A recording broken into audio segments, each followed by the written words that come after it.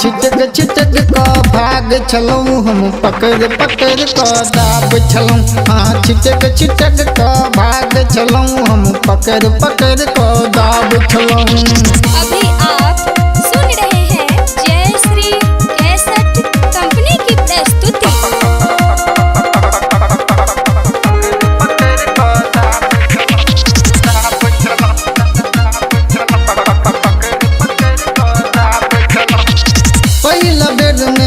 ने बुझल के खेल खेलूं खेला ये जाट गिर गेलूं आहा छला माइट के ढेला ये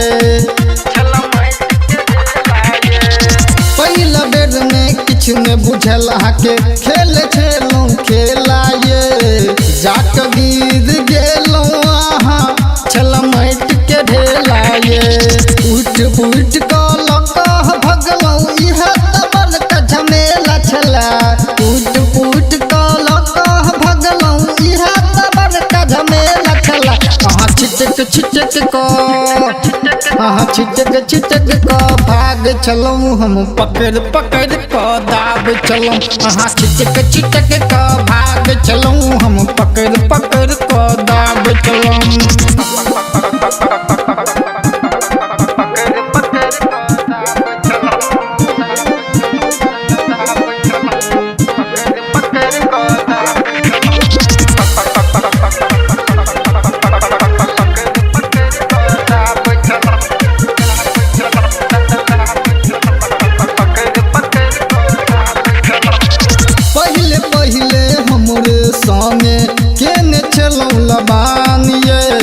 दिया होते हमरा केलूं बड़का अपमान ये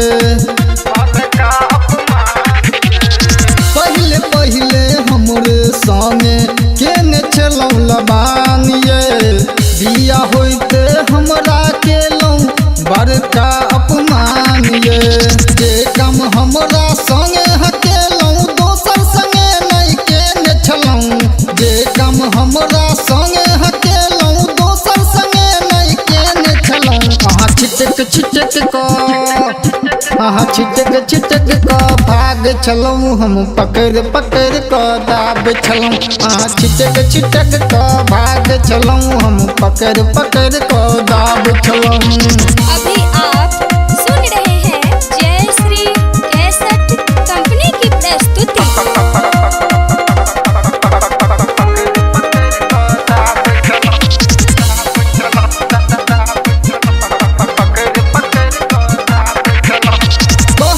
सनिया सोनू हाँ के रख लिया न मान ये एक बेर दो दिया ने अपन जवानी धन ये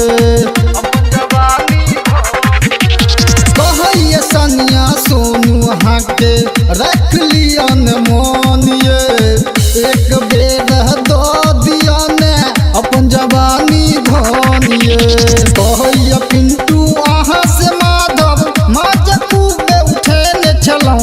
कहैया पिंटू आहा से माधव माजकू में उठे चलो। हाँ छिटक छिटक को हाँ छिटक छिटक को भाग चलो हम पकड़ पकड़ को दाब चलो। हाँ छिटक छिटक को भाग चलो हम पकड़ पकड़ को दाब चलो। याद करू वही गाछी के जे गाछी में बाची चलब चलो। याद करू वही गाछी के